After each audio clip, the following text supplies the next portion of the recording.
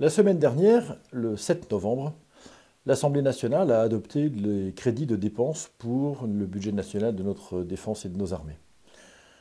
À quelques jours d'intervalle, le général de Villiers, chef d'état-major des armées françaises jusqu'au mois de juillet dernier, publiait un livre testament en quelque sorte sur sa vision de la défense, sa vision de nos armées, leur état d'esprit, leur culture, leur sens du service, leur professionnalisme, enfin un livre très complet, émouvant, très humain, très personnel sur ce qu'il en est de l'armée française aujourd'hui.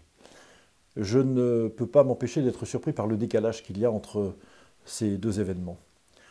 D'un côté, ce chef d'état-major qui a passé plus de 40 ans de sa vie dans les armées françaises pour accéder au plus haut niveau de responsabilité, nous dit à la fois son attachement à la défense et à l'armée, et en même temps son dépit de voir que finalement les armées françaises sont si maltraitées depuis si longtemps et ne seront sans doute pas mieux traitées par le président de la République actuelle et son gouvernement. Et d'un autre côté, un débat à l'Assemblée nationale qui essaye de présenter par sa majorité et l'action du gouvernement, essaye de présenter donc positivement les décisions budgétaires qui sont prises pour 2018. Mesdames et messieurs, j'ai fait attention à ce débat, j'ai écouté un certain nombre de ces éléments, j'ai vu les positions prises par un certain nombre de groupes politiques. Je suis au regret de vous dire que l'amélioration de notre défense, des conditions de vie de nos soldats et la régénération de nos matériels n'est pas pour demain. Bien sûr, l'orientation de 2% du produit intérieur brut à l'horizon de 2025, qui constituerait le budget socle de notre défense, environ 50 milliards d'euros, est un horizon qui est en soi acceptable, même si j'ai toujours considéré qu'il était insuffisant.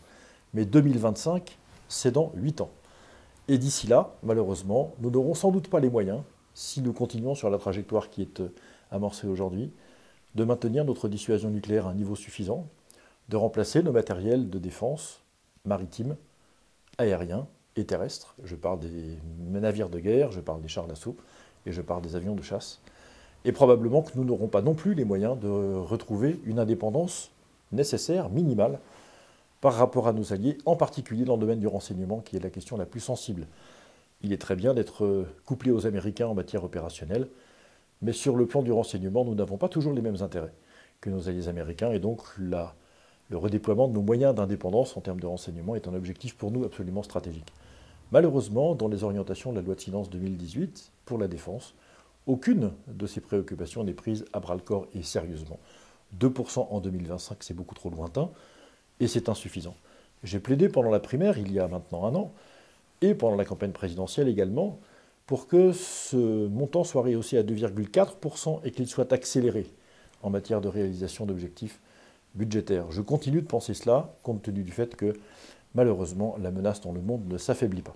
Et donc, dans la mécanique générale d'illusion qui est engagée par le président de la République et son gouvernement, la défense entre malheureusement comme un élément supplémentaire de l'agitation, pour ne pas dire de la propagande propagée par notre président de la République. J'en suis désolé, mais je me devais de vous donner également cette information. Je vous remercie et vous donne rendez-vous à vendredi prochain.